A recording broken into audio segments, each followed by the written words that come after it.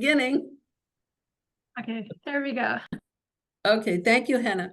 But anyway, basically, I'm really glad to welcome everybody from the US and the UK and wherever else. And I'm really glad that you all decided to join us today for what I know will be a very interesting lecture.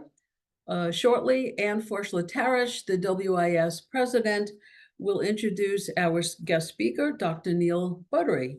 And I can say that we are in for a very unusual and very interesting talk. For those of you who are new to the WIS Zoom lectures, and as well as to all of our members, I recommend that you take a look at the WIS website periodically, not only for Wedgwood news or WIS news, but also for all manner of Wedgwood information. When navigating the website, you will be able to learn how to become a WIS member, about WIS events, how to support the organization, Wedgwood in the News, and how to contact us. And lastly, there is a section on resources listing both books and other ceramic organizations. The website conveniently links. From the website, you can get very easily to the WIS Facebook page, and you can always go to the WIS Instagram page. So I would like to tell you that the way to access the website very conveniently is www.wedgwoodinternationalseminar.org. And so that you don't have to scramble, just look down in the chat box and you will be able to copy it from there. For those of you who are not already a WIS member, why not consider joining? Because in addition to our Zoom lectures, there are many benefits, such as the annual in-person seminar, which this past year was held in Colonial Williamsburg, Virginia, and will be held next April in England. Some additional benefits to membership include the scholarly proceedings, which is edited by Anne, the fellowship of other ceramic enthusiasts from around the world at the seminars, and the new WIS newsletter. You'll find a WIS membership application on the website, and at the end of today's meeting, or shortly, Anne will tell you all about the exciting news that we have about next April's seminar, as well as the newsletter. So just a quick few words on how today's meeting is going to be conducted. Anne will be the moderator. She will introduce Neil, our speaker. The lecture will be followed by a Q&A session. So as you're listening, think about any questions or comments you might have for Neil. And please remember to type those questions and comments in the Q&A box at the bottom of the screen. So now I'd like to turn the meeting over to Anne. And after the Q&A, stay tuned, don't go away, because I have more exciting news. So Anne, it's all yours.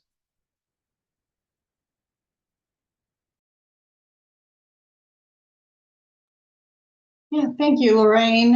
Thanks everyone for being here with us this afternoon or this evening. We really appreciate it.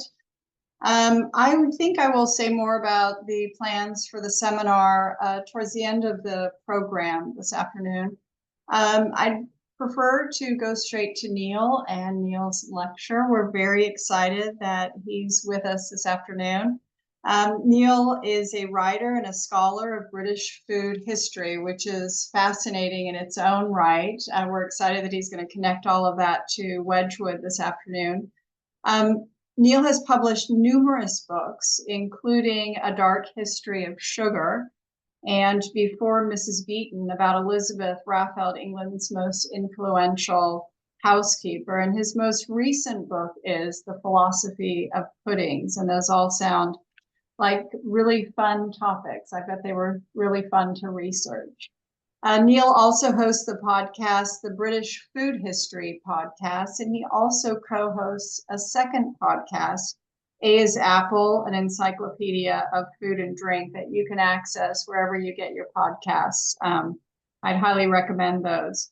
Neil has also lectured widely, and he's won numerous awards for his work. We're thrilled to have him with us this afternoon, and so I'm going to turn it over to Neil. Please help me welcome Neil Buttery. Thank you very much. Now, I'm going to share my screen, get the techie bit over and done with, which is always nerve-wracking, isn't it? And we'll get going.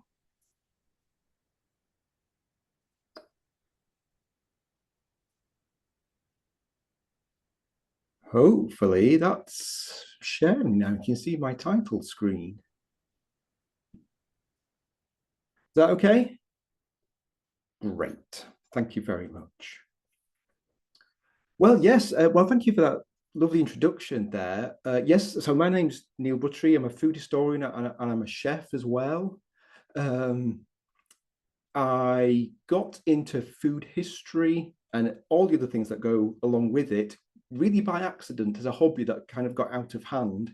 My PhD is actually in evolutionary biology and social evolution and the evolution of cooperation and altruism and things like that. So there's a lot about food and food sharing. So it has its links. What I first started doing is very much from the point of view of the kitchen and recreating forgotten traditional foods, or maybe some of the fancier foods from our past that people don't make anymore. But over the last few years, I've really got interested in all the sort of satellite things around that food. And of course, that includes the diners, the food that they're eating and what they're eating it from, and all the other people interacting with the food and the various wares on the table. So that's what I'm going to talk about today. I'm not an expert in Wedgwood, for sure. But I have been working with the Museum of Royal Worcester now for just a little over 2 years now on various projects about social history. So I've really become, well, got a new obsession now to add to my list of obsessions now, because I've really got into my porcelain and ceramics and things like that. And I'm going to talk about those things as we get to them. So I'm just going to make sure my slides are working. Excuse me a second. There we go. I'm mainly going to talk about the 19th century, the first half of the 19th century, but obviously centuries, or the way you think of a century, you know, that the various tropes and associations you have don't fit into nice 100-year chunks. So really, we're talking about Wedgwood and the other porcelain ceramics giants, really, that are in the Midlands of England, cropping up all around sort of 1750. We really have to start at the middle of the 18th century to really trace the beginnings and understand it properly, I think. So I'm going to give you a little bit of a primer in 18th century English history. It won't be long, don't worry. Looking at around the year 1850, Britain we're not quite into the Industrial Revolution yet. There's not much steam power going on at this point, but there is a very industrious revolution. That's what I call it anyway. A lot of cottage industries, a lot of, well, comparatively simple factories, but a lot of people becoming, well, wealthy people becoming even wealthier, and lots of people who perhaps were benefiting from all these new industries, especially textiles. The mercantile classes were suddenly sort of popping up into this sort of relatively new concept, the middle class. We've also got a burgeoning empire, of course. There's the sugar colonies in the West Indies. Our empire is really, really growing. We're not the only empire hanging around, of course. There's the French, there's the Belgian, there's the Spanish, there's the Portuguese. This is one of my favorite cartoons here from the 18th century. This is William Pitt the Younger here and Napoleon, and the slicing up the world, or the rights to the trade around the world. And it's been shown as a huge plum pudding, Christmas pudding, which it looks very sort of plump and delicious. I like that picture. Another thing, sort of closer to her, oh, and I forgot to say that, of course, the burgeoning empire means there's lots of money coming in, there's lots of foreign ingredients coming in, spices, sugar, dried fruits, that sort of stuff. But closer to home, we've got the canal network. This is a bit of an anachronous picture here, but going by the hats on these ladies, it looks like an Edwardian picture to me. But this all started springing up in the middle of the 18th century, especially where I am in Manchester, some really major canals. And it meant things could be moved around in large amounts without horses relatively quickly. We also had got farming and horticulture really down to a good T. There'd been the agricultural revolution that actually begun at the end of the previous century. So things like selective breeding, the carcass of a sheep had tripled in the space of about 100 years. They were really getting to work on improving the livestock.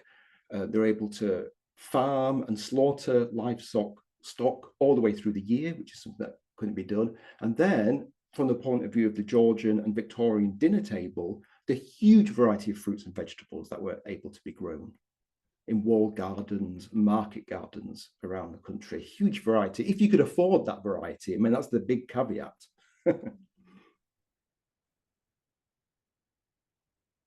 But when it comes to this amazing canal network, what you also got was a drop in prices because things got really efficient.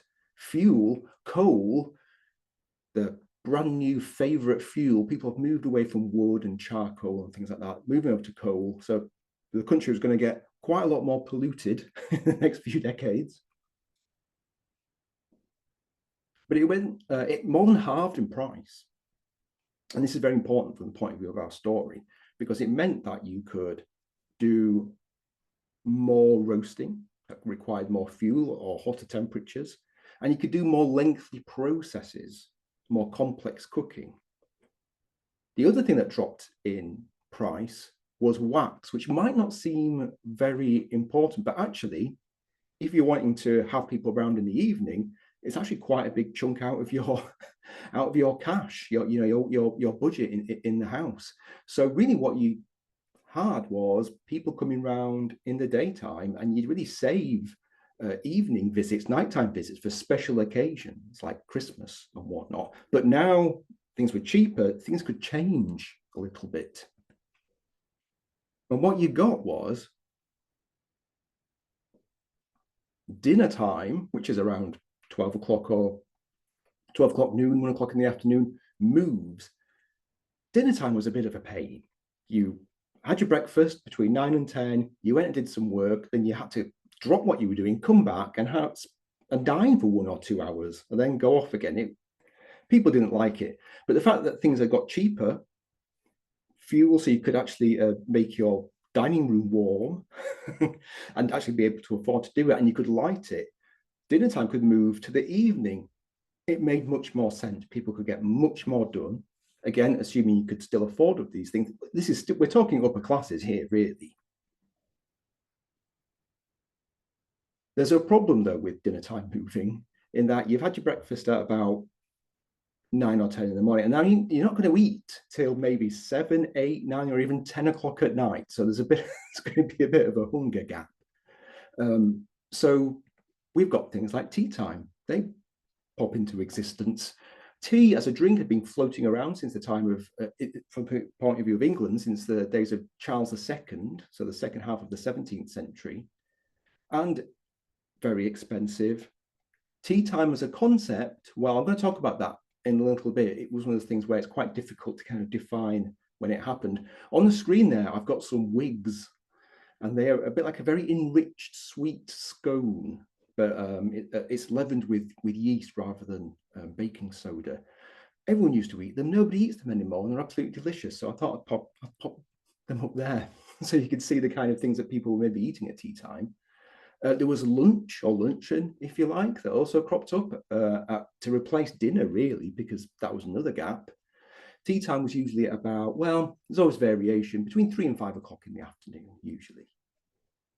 But to fit those gaps, a huge amount of tableware had to be bought. Now, in the case of lunch, well, you might just have to add a few things, because you could just reuse your dining sets. But when it came to tea time, of course, you needed teapots and all sorts of other paraphernalia.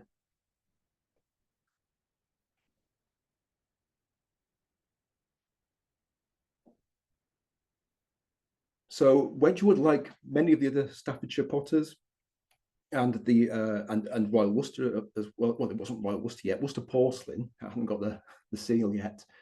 Really were able to use this to their advantage. And when it comes to items for the tea table and dinner table, we've got a nice 18th century teapot there. Of course, they knew what they were doing. There were status symbols.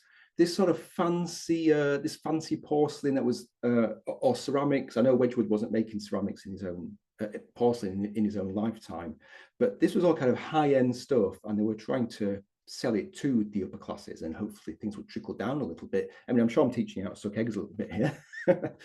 And of course, one way to get these high-class ceramics, porcelain into these upper-class homes was to replicate silverware. So here we've got a nice silver plate with the petal design, which places like Wedgwood really utilise. So there's something a bit familiar to their new fancy kit for the table.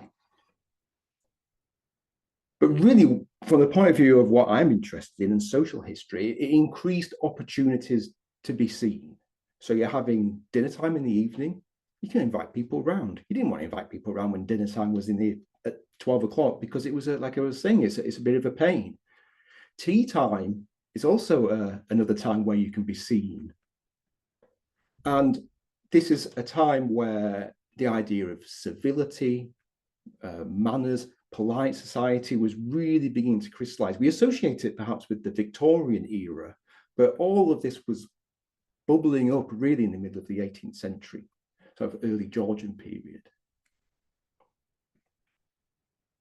And yes, the new middle classes, all these people who really weren't necessarily bumping into that middle category, but because of this growing empire and cheap fuel and things like that, you were getting stationers were suddenly finding they could afford to have all these trappings and servants as well, of course, or shipwrights. You know, people who normally weren't that, what's the word, socially mobile, suddenly were.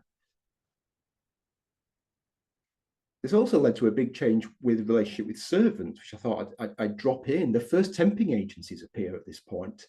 You have these industrialized towns and cities where people are moving away from the countryside there. You've got people who've never had servants before, that suddenly become middle class. They don't really know what they're doing. Suddenly, relationships have broken down from the countryside because no one's there anymore. You've got the people in the cities where there's just so many people without any experience of being a servant or having servants. It all started to get a little bit out of hand. So you've got these temping agencies. And this is from Elizabeth Raffald, because I'm a big Elizabeth Raffald fan. I'm going to be mentioning her name a few times. She was a 18th century Manchester, well, entrepreneur, really. She's a fantastic woman. But she started up a register office, which was the 18th century name for a temping agency, and it cost you a shilling to be on her books, and you had to have 2 references, and if you wanted to have access to her books, that would cost you a shilling too, and she made quite a tidy profit out of that. But it was very important because, again, when you watch things like Downton Abbey and those sorts of programs, you have this relationship between employers and servants. They're a bit sort of curt and frosty. This wasn't the case at this point, or rather it was becoming that way because it was breaking down. There had been very close relationships. And at this point, servants were still either living next door to their employers or sometimes sleeping in the same room, which is really one of the last remnants of the Middle Ages, really. But all that was coming to an end and things were becoming a bit more contractual. So that's your primer. You can wake up now. Let's talk about some of these meals. And the 2 that I'm going to talk about is tea time and dinner time. And I suppose the main focus of these, I'm going to talk about all the people who have sat around the dinner table, but I suppose I'm going to focus on younger women, older teenage girls. You'll see why in a minute, because I think they're really put through their paces and not in a good way. But But tea time itself, well, there's disagreements as to when tea time actually began as an institution. There's all sorts of myths and theories about certain ladies had the bright idea and it caught on. But like most things, the story, the real story is a little bit more boring and subtle. Like I was saying, Charles II was the first really to take tea. Things started to travel through the country. We're a conservative country. Things took a long time. So the country houses were the first to have tea time because they were upper class. They could afford these things. The upper middle classes, where it took a while for them to be able to have tea time, and you got to wait for it to go down all the social ranks before you can say that everyone's doing tea time. So it depends when your cutoff is, really. But I suppose, I think anyway, around 1900, I guess you can say tea time's a solid institution, I reckon. Again, if you could afford it. It was informal when it first began, called low tea, between 3 and 5 o'clock. And of course, there's a real pressure to buy sets, because if you have just bumped up to the middle classes now, you're expected to have people round. And the people who were coming round were women. So, of course, it's not a question of buying a teapot and a couple of cups as well. You know, you got cups and saucers, you've got milk and cream jugs, sugar bowls, side plates, serving plates. You've got to buy the tea itself. You've got to have some nice cakes and biscuits and nice bread and things like that for people to eat. It's quite an investment. A chap called Robert Sharp, he was a headmaster around the turn of the 19th century in Yorkshire, and he was a bit of a diarist. There's a lot, thank goodness for diarists, because we find out all of this information because of them. He was sort of wringing his hands a little bit because they had to spend a lot of money on tea services. And what he said in his diary was, "If this be not encouraging manufacturers, I don't know what is." And the poor thing was having to keep all of his dinner set under his bed wrapped in newspaper, because him and his wife had spent all their money on the set themselves, and they couldn't afford a dresser to display it on. So, you know, the people were really under pressure. We kind of take this sort of lightly, but, you know, people thought it was extremely important. And what made up a tea time spread might not be what you're thinking. Often you see on TV shows people having these very fancy teas in London, especially in places like Claridge's, nice fancy stuff all stacked up on these little sort of cages that you carry around. It wasn't like that. It was much more straightforward, really. Bread and butter, maybe some leftover cold cuts from the previous day. There's, of course, biscuits, cookies. And I've put a couple of recipes here for some things, because I just wanted to highlight just the amount of work people have got to do just for some regular common biscuits. First step: beat 8 eggs half an hour, and then you've got to whisk an hour once you've put some more ingredients in. It was just to do the most basic things that we maybe don't really think about, was taking a few hours, and people are doing this by hand. Balloon whisks have not been invented yet, so people are either literally doing it by hand and using their hand like a claw, or they're using birch twigs tied together. And I've tried whipping egg whites with birch twigs, and it's not easy. that's for sure.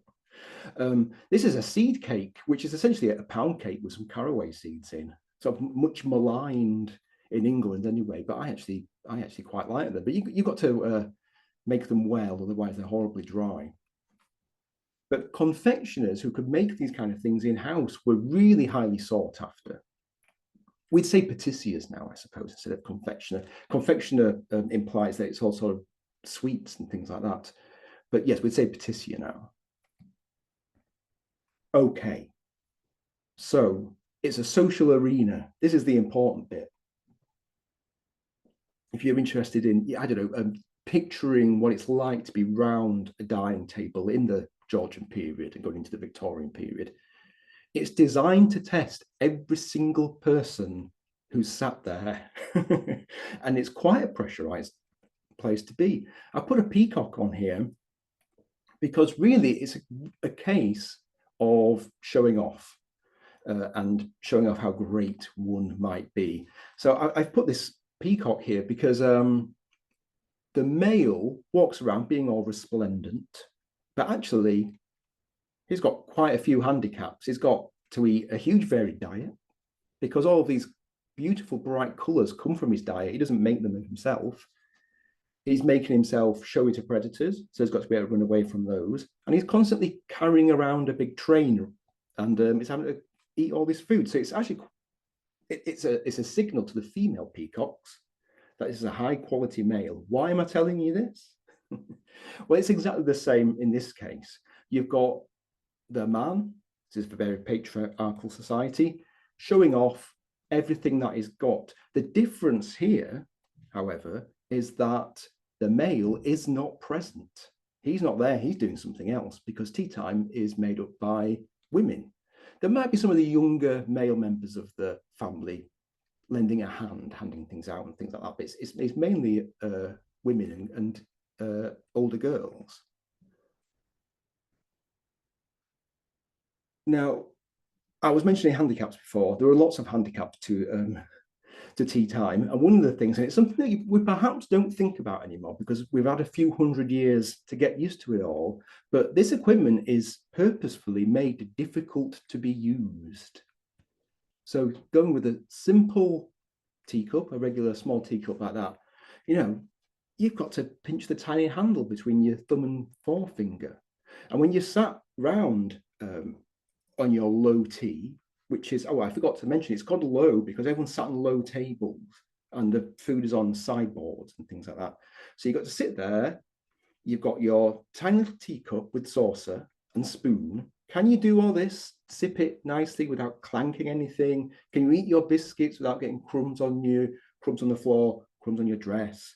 Can you keep perfect posture? Can you be nice and chatty, but not too chatty? Because no one likes somebody who's too forward, but no one wants a shrinking violet either. So you've got to get it just right. So you can see how the tea sets that people are using, how that fits into this, I think, very stressful situation. And I mean, I've got a feeling I would have been one of the servants if I was around at this point, but were I one of these people, I'm not sure how well I'd perform, to be honest. So you've really got to be able to make sure that your behavior is faux pas free. And this all takes a huge amount of practice.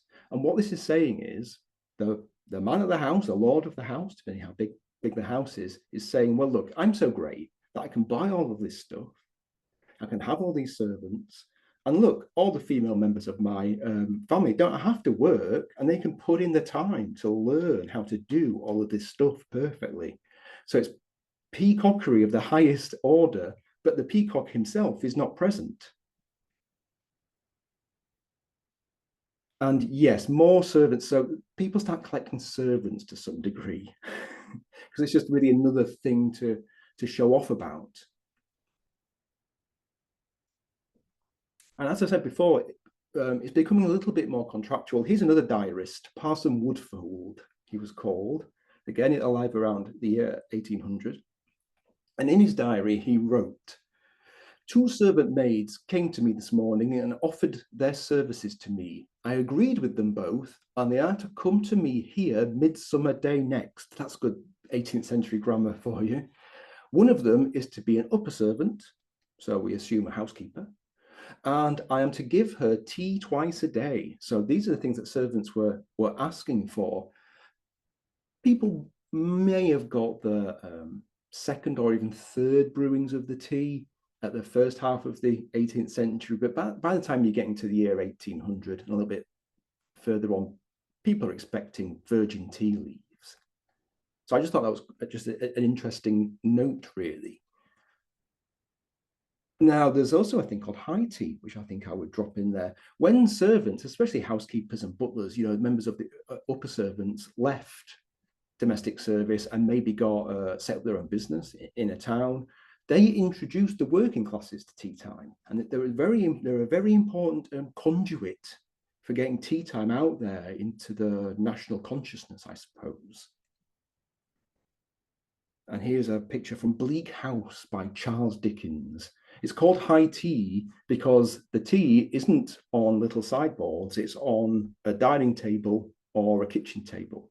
And it's the main meal when it comes to the working classes. So upper class people call their evening meal dinner, because for upper class people, dinner moved all the way around the clock to the evening time. But working class people were calling their evening meal tea, and they're having it around 5 or 6 o'clock, just when they've finished work. And that still exists now. So I'm from a working class background, so I call my evening meal tea, whereas my partner, who's from a middle class background, calls it dinner.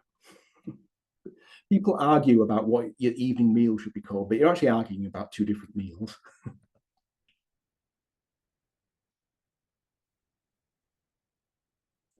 So let's talk about dinner time a little bit. Most of the year in England, it's cold. That's probably not a surprise. And if you've now got dinner time in the evening, it's the coldest part of the day.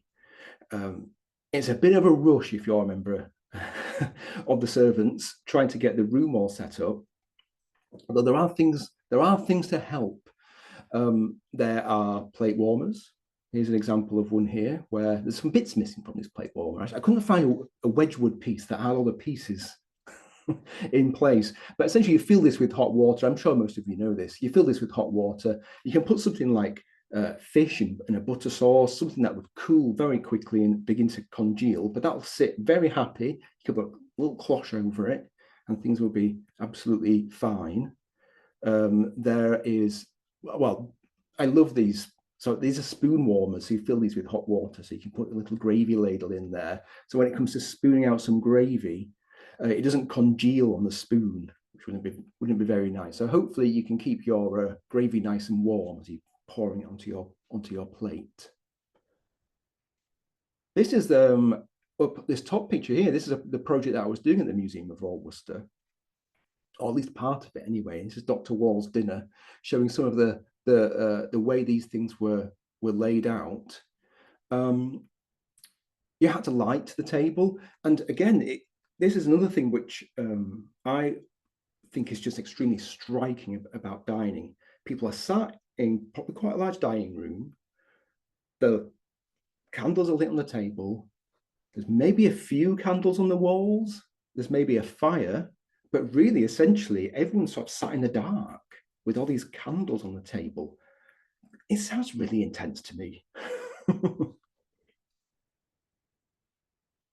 This is a picture down here from Lyme Park, which is in Derbyshire, which is not too far from me, showing a rather larger table setting, which is an absolutely beautiful place. If you ever do come over to England, and I'm sure there's lots of people here who are in England, if you haven't been to Lyme Park, it's an absolutely fantastic place.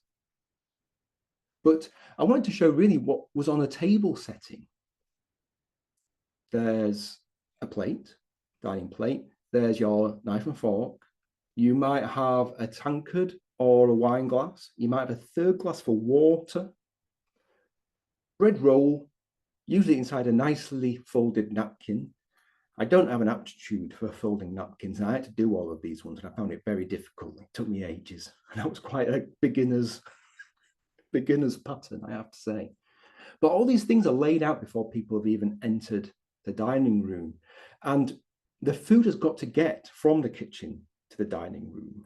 And I was saying before about how servants used to be very close to their employers. Well, as things got more contractual, they kind of wanted to keep their servants at a bit of a distance. So servants' quarters are built, and kitchens are built quite far away. I mean, it makes no sense whatsoever. But they didn't want any noises, any smells, any knowledge that any food was being prepared, because this is polite civil society now. So the poor old servants were having to dash silently through corridors, sometimes downstairs through underground corridors to go upstairs again, to bring all this food without clinking anything. All those little ceramic plates and cloches and things like that. Can you get these on the table without anybody hearing anything? Nightmare. Oh, one thing that I thought I'd mention is champagne. So champagne was certainly a popular drink. All of this food, of course, is being laid out on the table before people walk in. So quite often it was cold. I mean, you could have your hot water plate to help you, but often it was cold. And there's a quote by Benjamin Disraeli, the Prime Minister. When the butler walked in with some champagne, he declared, "At last, there's something warm." Now, here is a typical dining table, which was, now actually, I mean, I lived in the US for a couple of years, and I actually think in the US, there's some remnants of this dining behavior going on, much more than there is in the UK. That's what I thought, certainly when I was living there for the 2 years. Here is an example table setting for service à la française, French service. So this is essentially the table. Everyone sat around this. So it's like a buffet, but you don't have to get up. Sounds pretty good to me. And for the first 100 years of Wedgwood ceramics, this is how people are eating their meals. I'm talking upper classes and then the middle classes to some degree, depending where you are, about in that middle class tier. It's made up of 3 courses. Now, I've put this one. This is, again, this is from Elizabeth Raffald's book. This is her second course, and there's 25 unique dishes on this one particular course here. No repeats, no 2 dishes the same. And this is called, in her book, Directions for a Grand Table, which she says is January. So I'm assuming it's 12th night, the last night of Christmas time, which was a big time of celebration in the 18th century. We don't really do it now, which is a shame. And there's minimum servant involvement. The whole idea about this is you can share your food around. I think it's actually quite nice. It's quite social, really. In fact, once the butler has, or once the servants have put out most of the food, most of them or all of them are dismissed, and people can just, get on with food sharing. The first course is mainly soup, fish. I suppose we have that in our beginning courses now, and roast meats. The second course, such as this one, well, there's still meat, but there's small game. Oh, there's macaroni cheese. The first recipe for macaroni cheese is in Elizabeth Raffald's cookery book, which I think is quite nice. There's things like roasted hare. What else have we got there? Roasted woodcocks, stewed cardoons, pheasant, things like that. And there's a pudding. This one's a hunting pudding. I haven't worked out whether it's a pudding that you eat when you've just been out hunting, or whether it's a pudding that you serve with game. Because puddings, although, I mean, it's a difficult term to define, the pudding, but at least in Britain nowadays, we think of pudding as dessert. But at this time, puddings were boiled like this and eaten with meat. And it's actually quite a good combination. It's not that different to say, like, I don't know, like a North African tagine or something. It's meat and dried fruit and things like that. It's pretty good. The third course is dessert, and that's when you really get to show off your wealth. I'm going to talk about that a little bit in a minute. But I mean, this is the fanciest example that I could give. But her book was the key text in Britain for 100 years, really, until Mrs. Beeton's book of household management came out in the 1860s. And certainly when it comes to North America, I think Elizabeth Raffald was the second published cookery author in North America after Hannah Glass. But you might have heard of Hannah Glass. She's quite famous.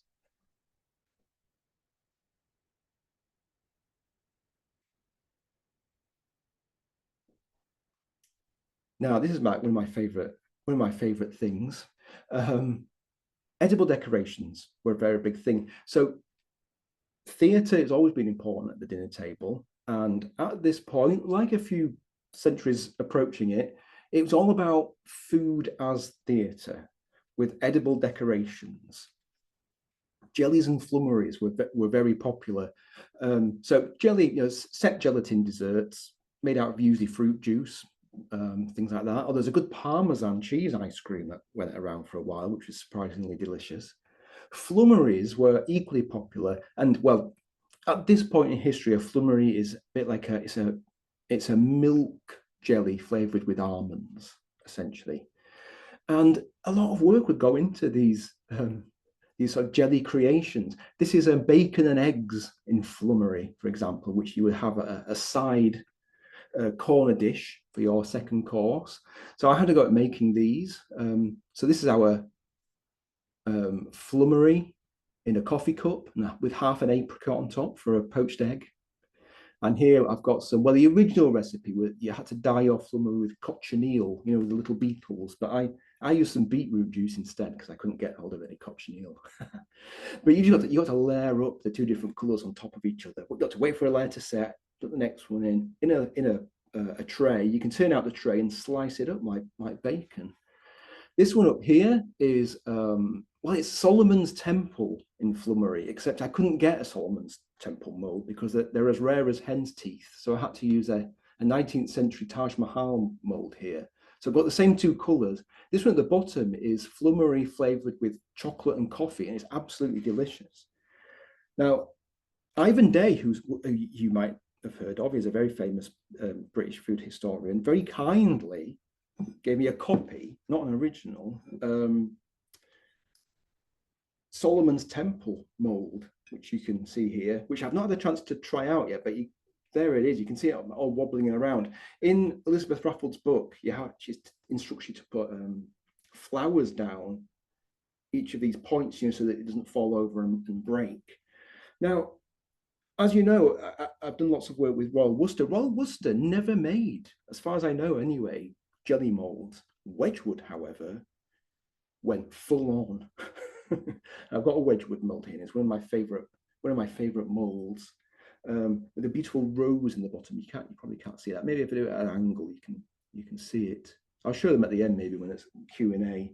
Really beautiful, precise shapes in there. You know, real works of art. Usually salt glazed, I believe, and yeah, really, really popular. People think that the jellies are massive. You see things on TV shows with these great big jellies wobbling around. I mean, you do see molds that are quite large, but they're actually usually anyway Savoy cake molds, not jelly molds. You know, this is the biggest you're going to get, and some, you know, or many were just very, very tiny, like this. You know, they were just a few mouthfuls, really, just to show off the skills of your servants. So I thought I'd show you there. Yeah, so there's great big wobbly ones. That's all nonsense. But anyway, look at this. The core jelly mold, I just think they're absolutely fantastic. I'm not sure if I mean, they're a pretty niche item. What would happen is, this is the outer mold here. So you tip that upside down, you'd fill it with your jelly, so a clear jelly. And then this piece here, you'd fit inside. You'd have to sit all of this in a bucket of sand to keep it all level. And you let that set overnight. And then you bring this out for the meal. And sometimes you might leave this one on till the dessert. But what's great is when you take this lid off, and remember, this is all by candlelight, you get this beautiful glistening jelly. And because it's essentially, jelly's a liquid that's suspended, you know, in a web, a gel web, it refracts in all sorts of interesting ways. So you get this very beautiful, glimmering, shiny, moving. They're just absolutely amazing, and I love them. And if anybody's got a spare one, they don't mind sending over to Manchester. Be very happy to receive them because they're not cheap. They're extremely expensive, and to find one with both pieces, I mean, they come up sometimes at auction, and I've never seen a complete one. So, like I say, if you've got a spare one, you know, send it my way, please. Going back to what I was saying before about silverware, that silverware shape. So here we've got some nice Wedgwood ceramics here with that silverware flower design as a way in for those upper classes, for them to see something recognizable. Like I was saying, you know, we're a conservative set of people. But yeah, the table setting, I was saying before, did I forget anything? Yeah, a plate, knife and a fork, spoon, glass, tankard, napkin, bread roll, easy. It changes quite quickly though, and I'll get onto that one. But I want to talk about the social side of the dinner. That's, I mean, I said our dinner works, but what is it like if you're sat around the table? So again, there's a power play at work. Seating arrangements So they change at this point. What you have is promiscuous seating, which is not as exciting as it sounds. Essentially, what used to happen was all the men were at one side of the table, all the women were at the other. The men would just get horribly drunk, awful.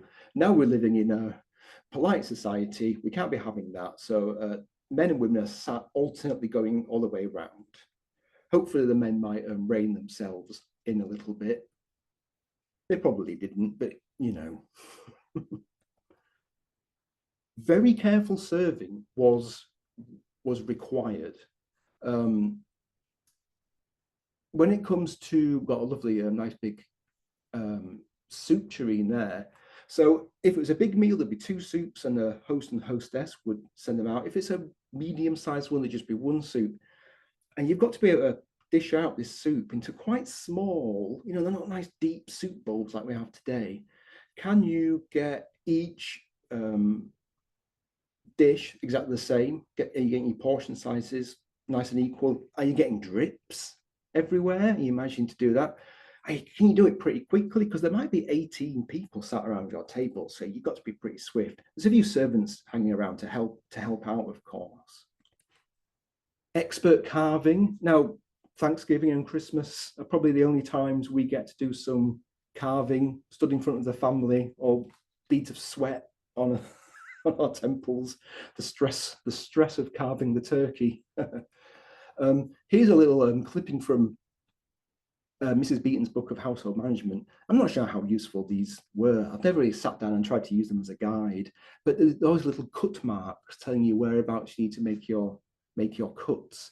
Here's a 4/4 of lamb. This looks like an advanced level, if you ask me. But again, I was talking about the Middle Ages briefly before. This is very much a hangover from the days where knights would serve lords, and it'd be a chance for the knights to show off their sword skills, but in a much more sort of genteel and delicate way. So it still exists, but it's the host doing the meat, or the fish as well, of course. Oh, here's a little thing, just whilst I'm talking about it, wine glasses begin to shrink. Very expensive damask tablecloths are being brought in, and you know, people are passing food around. Maybe people are getting a little bit tipsy, and you get your cloths absolutely ruined. So what you might have are these tiny, I mean, some of you might collect them. You get these tiny little glasses, big long stems, but essentially a shot glass worth of wine might go in there. The butler would give you a glass, you take your little sip of wine, you give him it back, just so there was no risk of getting wine all over your tablecloth. Bread roll etiquette was very important. You shouldn't be showing your teeth, so don't be biting into your bread roll. Don't be using a knife to cut your bread roll. You've got to tear it apart with your hands. It's a symbolic gesture, the breaking of bread. So, you know, it's very important that you get that right. There's usually some butter around, but don't use the butter. You don't butter your bread. And from the point of view of especially younger women, things are set up to test them, which I've called vegetable hell. So you might have a nice vegetable tureen, I don't know, full of peas or something. And that'll be plonked in front of some young lady. Maybe there's a potential marriage on the card, you know, between the uniting of 2 families. You know, these young women, you know, in Jane Austen books, you know, you think, oh, they're making a bit of a big deal out of what they should wear and what they should do. But it was really high stakes, I think, and really was quite stressful. So you'd be sat there, you've got to dish out these peas. They're probably covered in some melted butter. Can you dish it out without getting peas everywhere? Can you get peas on your own plate without getting any peas on your dress? The forks usually had 2 tines at this point and were quite far away on the forks, and they were completely flat as well. They weren't curved like they are today. So I don't know how anybody's eating peas. It must have been really stressful. Oh, and as well, what I forgot to mention is asparagus is probably the worst one, because it's one of the sexy vegetables, isn't it? You know, it's considered a bit of an aphrodisiac, and of course, of its shape as well, of course. And that was always plonked next to some melted butter. So some poor young lady would have to be eating a spear of asparagus. No fingers are allowed, without getting butter sauce on her lips, you know, so she doesn't look too coquettish, or getting melted butter sauce all over it. Again, stressful. I'm not sure I'd be able to handle these social situations very well myself.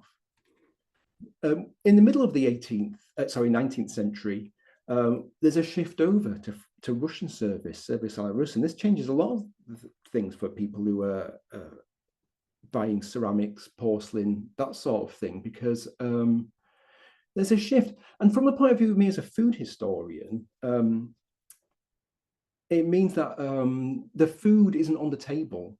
The food isn't doing the theatre anymore. Other things are doing theatre. It's extremely opulent. Food's coming out in separate courses already plated up, so you need lots of servants, many more servants than you had to have before.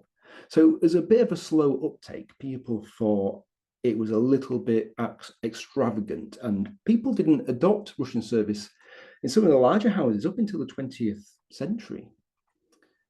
More ceramics have to be bought. You got to have lots of different plates now for lots of different courses. You know, you can't just keep reusing the same plate like you could do before with French service. And there's all the other things. I mean, you got to have all these different knives for each of the courses. You got to have every different kind of glassware for every eventuality of drink that's going to be served to you. Again, it's the way most of us eat now, and we don't think anything of it. But it meant goodbye to food as decoration. And of course, beautiful urns and vases and things like that had been in production long before Russian service, but these things were becoming much more prominent on the table. Dessert was another big opportunity to show off. Exotic fruits grown at great expense, very sweet confections. Your ices required an ice house to keep your ice in, which had to be brought from North America quite often, or from Norway, to as far as the British Raj. And yes, the churns, the molds, and all of these things. I realize I've gone down a couple of rabbit holes, so I'm going to speed up. I thought I would just mention on this last slide the people behind the scenes. I've mentioned servants a few times, and we all love our ceramics. Obviously, everyone here, particularly their Wedgwood ceramics. But when it comes to cleaning up, you know, again, this ought to be done out of the way, out of earshot, no smells. The uneaten food, when, you know, had to be reused, good home economics, pig swill, leftovers were rehashed, literally, to make hashes or cold cuts, or distributed to the poor, especially at Christmas time. But the servants took a lot of care to rinse and wash things with cotton cloths. They didn't use strong detergent at all. Stacked in wooden racks like this one, close to fires, to dry naturally. So, you know, you don't be drying things with cloth because you might wear things away over time. They took a great deal of personal pride, a great deal of care. And some of these collections of porcelain were huge, and housekeepers often had their own china closet, this whole separate room where these things were kept. These things were not displayed by the upper classes. That was considered pretty vulgar to have your porcelain on display. But I thought I wanted to leave talking about them, really, because if it wasn't for the care that they've given for the last 250 plus years, we wouldn't own any of those things now if they weren't so carefully looked after by those servants. So I think they get overlooked, and really they're the most important people when it comes to the collections that you might have at home. So I'm going to leave with that thought about the servants.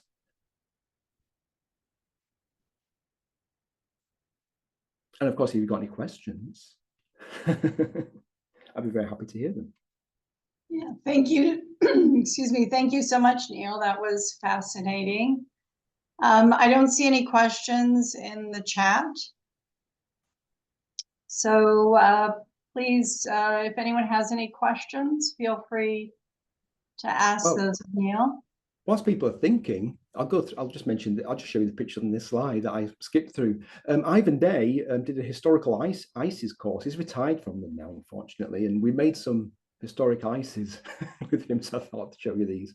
These are frozen cabinet puddings, and these are some of the sort of garnish ices that people would put around their ice mugs, which were more popular in America actually than over here. And I've got another prop here, and this is my favorite one. It's a stick of asparagus, which I quite like.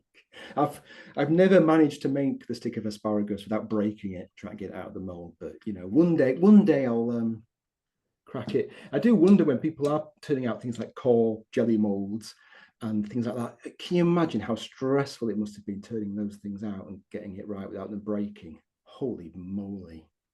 Neil, we've got some questions in the good. chat now. We've got a few coming in. The I'll first stop question. sharing. There we Yeah, go. thank you. First question, how were candles made? What kind of wax was used?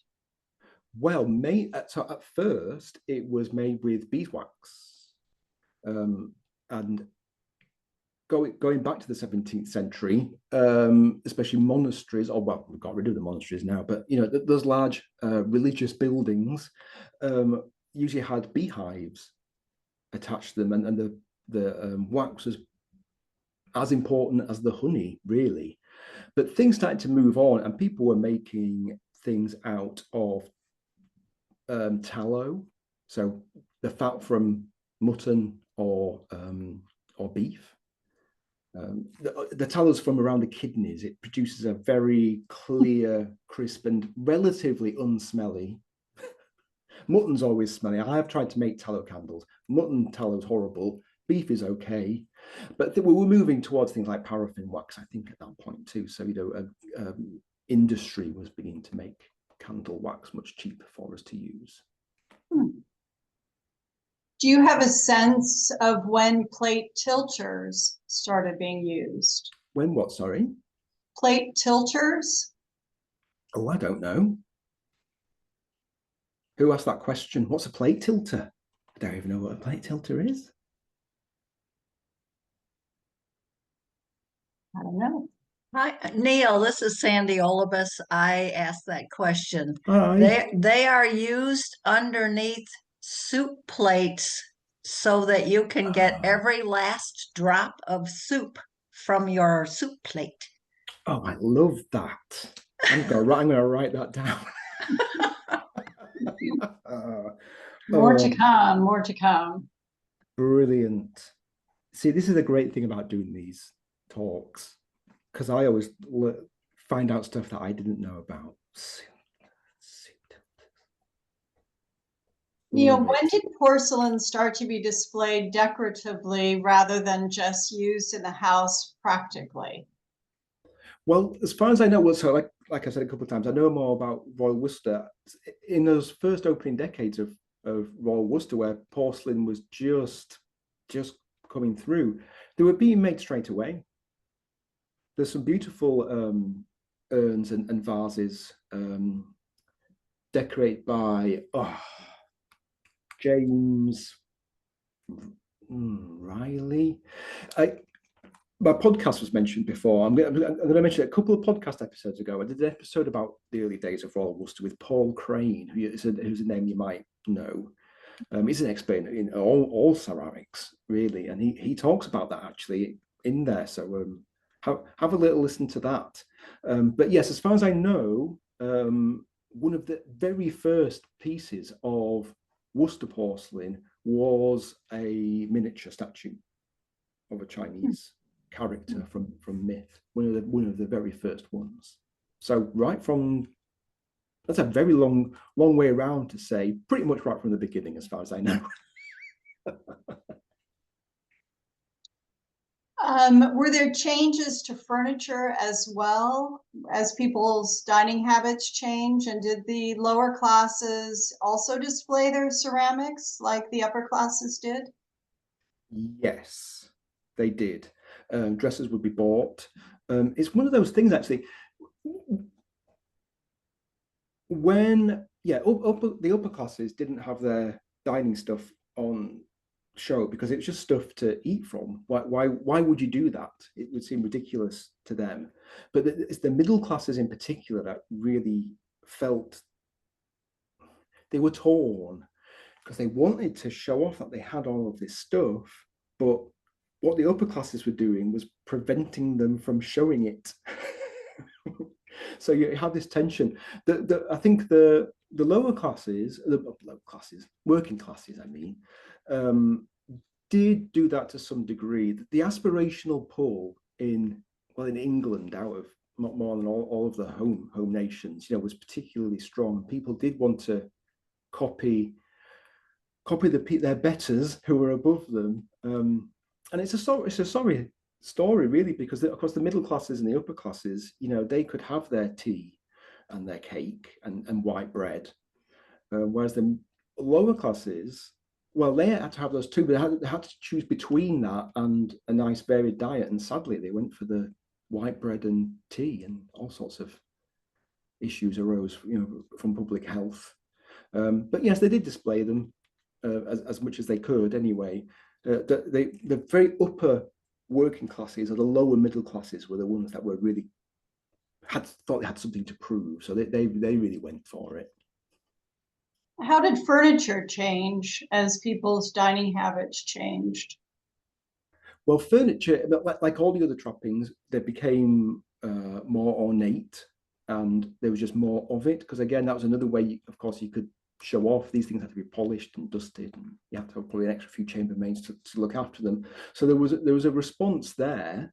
But what kind of furniture in particular? I mean, it was just more opulence, essentially. Get as opulent as you possibly can. I'm not a furniture expert, so I don't really, I can't really think of any specific examples other than that. Like everything else, things were just getting much more lavish. Mr. Buttery, I was thinking of like tea stands and tea tables and things of that nature that seem to start showing up. I see what you mean. Oh yes, absolutely. Yeah. So just like the trappings, like teacups and saucers and milk jugs, yes, all the little side tables that were necessary to have your low tea. No, but if you were working class, you're not going to have any low down tables. You're not even going to have a couch to sit on anyway. You know, you're going to have some proper chairs and a table, probably sat next to your fire if you had one, and that was about it. It would be ridiculous. So yes, yeah, people had to buy all these little tiny low tables to prove their civility. There's another question, Neil. Oh, Peggy, Yeah. did you have a question? Yeah, no, it wasn't really a question. I was just going to say this reminded me very much of my very early childhood, because before I was 7, I kind of lived with my parents and in my grandparents' house. And every Easter, we used to go down to Atlantic City when the hotels were very British before they all became gambling casinos. Right. And people that when you went into the dining room, they came around with silver trays and everything was set up properly on the table. And what you had to know whether to look to the right or to the left, whether you were being served or it was being taken away. And you had I learned all the appropriate little forks, little snob that I was at age 4 and 5. But it was just fascinating to see some of this and the change to the way I entertain. Well, these days I don't do very much entertaining, but the way I used to entertain was so much more informal. And it was just funny to see the remnants of the British style and the high teas. Have you read Rebecca by Daphne No, du I Maurier? haven't. There's a fantastic scene where the main character, who's actually nameless, she's never named in the whole book, which says a lot, I suppose. But there's this scene where she has to do this tea, and she's been given this huge teapot, and she's having it. She's never done it before, and she's serving it out, and it's so well written, and that was one of the big influences on me. I mean, although that's early 20th century, you know, it's something that stretches all the way back to the 18th. Yeah, remember even lining up your, you know, like in Hillwood when I visited there, where they lined up all the silverware with a ruler to make sure everything was just perfectly in the right order on the. It's just fascinating to watch how things change. One thing that I really appreciate actually now is the hard work, the real hard work and personal pride of the servants. And although I was talking about things being more contractual between servants and their employers, there was always personal pride, and most of the time they worked really, really well together. And I mean, I'm not saying we should go back to those times or anything. That would be being a little bit too romantic. They're kind of fun. But yeah, I do love that. That's just that care and attention to detail, which I think most of us don't really take to our daily things. You know, I guess it's part of being mindful, isn't it, about what you're doing, which we don't really do so much these days. Yeah. Neil, there's one more question in the chat, Mhm. and I'll read it. It's French and Russian styles of service and their impact on ceramics have been mentioned. Was there a similar impact with silver services, or was this change unique to ceramics? Oh no, yes, absolutely with silverware, especially when it came to silver service. I mean, obviously it's called silver service because it's silverware, but silver's much thinner and lighter and easier to carry around. Yes. So yes, I could be giving 75% of this talk I could go and give to a group who are interested in silverware, because you might have a personal preference for silverware, for example. So you know, the same pressures exist. One thing that's quite interesting, though, there was English service for a while, because the English didn't want to let go of the French service. Like I've said, we're a conservative country. We wanted to keep it. So there's this sort of middle ground where you'd have these separate courses, but there'd be 6 or 7 things per course, because people were having sort of 25 course meals, you know, of individual things, because they were so used to having all these multi-part meals. They didn't want to let anything go. So they'd have these great. Then they settled on English service, and then of course we settled down eventually. It took us a while. We caught up with everyone else. Thank you, Neil. That's the last question. So, well, thank you very much for asking me to come yeah, and talk. thank you so Really much. good fun. It was great, fascinating. Thank you so much. Thank you. So I guess I'll jump in here. Just as an aside, several of our members, certainly ones that live in the local area in Boston and Massachusetts, might remember quite a few years ago during an auction at the Skinner, what was then Skinner Auctions in Boston. One of the offerings at that auction was an enormous number of lots that were these molds. And so the evening before the molds, and we have lots of them now. I've never used them, but the evening before that auction, Ivan Day was presenting not only a lecture, but a demonstration. And it was absolutely fascinating. So when you mentioned his name, the light bulb went on. Ivan Day is fearless. It was fascinating. It was absolutely fascinating. Anyway, absolutely fearless. Thank you. So thank you for very joining. Thank you for joining us for today's lectures, everyone. And since our WIS Zoom lectures began in February of 2020, it has been our great pleasure to present these lectures to WIS members, many additional English ceramics groups, and the public free of charge. We would be very, very appreciative if any of you would consider donating to the WIS Zoom lecture series so that we will be in a position to continue presenting these high-level educational programs. You can easily make your donation by going to the website, and you can do it either by PayPal or credit card. But please remember, if you do want to donate, to designate your donation to the WIS Zoom lectures. But as for today's lecture, I wish to thank Anne for being today's moderator. I would also like to thank Hannah Ziadi, who is the curatorial assistant at the Birmingham Museum of Art in Alabama, for being our technical assistant. So thank you to Hannah.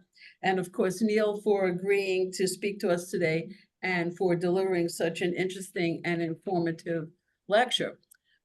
Just so that you can put this on your calendars, the next WIS Zoom lecture will be presented on the 6th of February, also a Friday. And at that time, our guest speaker will be Angelica Kutner, who is the curator of ceramics and glass at Colonial Williamsburg. And she will deliver a lecture on the Wedgwood collection at Colonial Williamsburg. So I hope that you'll all mark your calendars, because these lectures are absolutely wonderful. So thank you all for joining us today. I hope you enjoy the rest of the autumn, and see you in February. Bye now.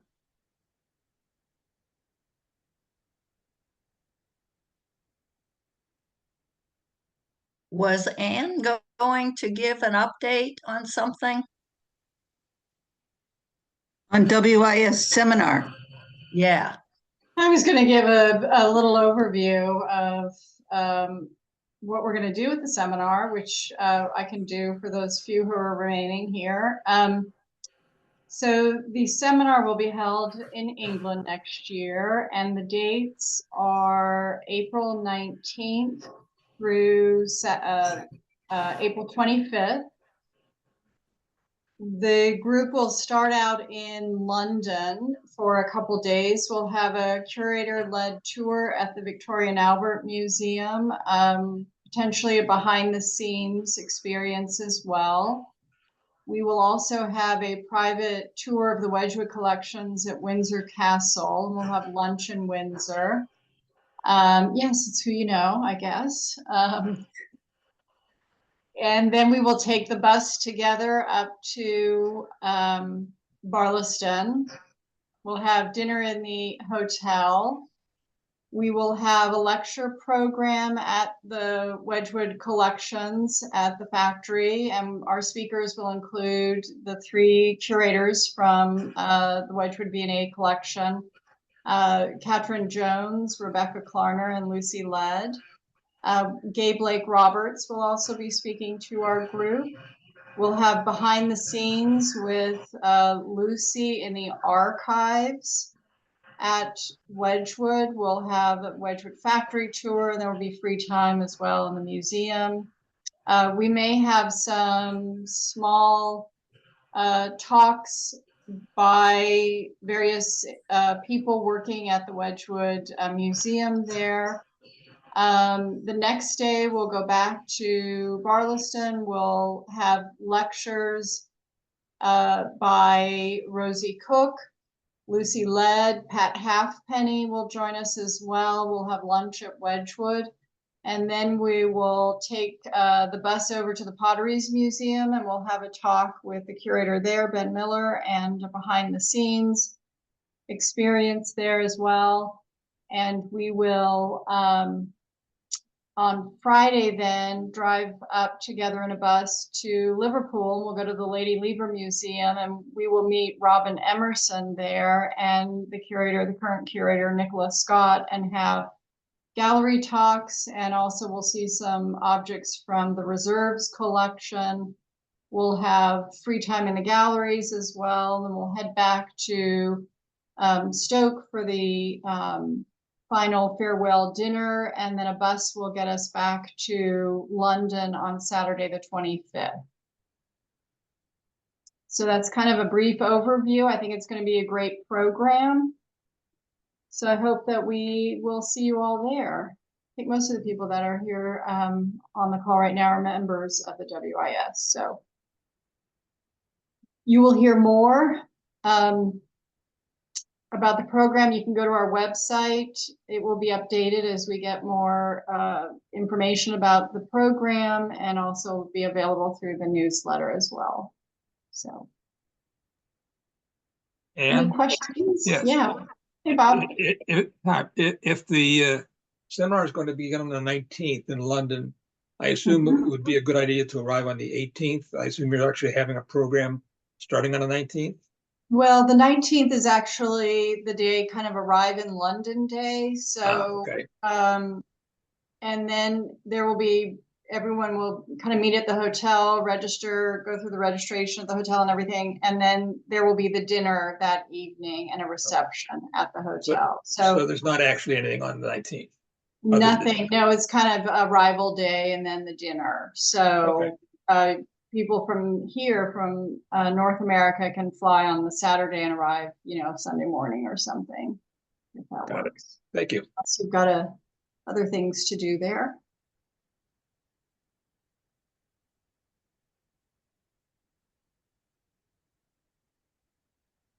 Yeah, so it should be fun.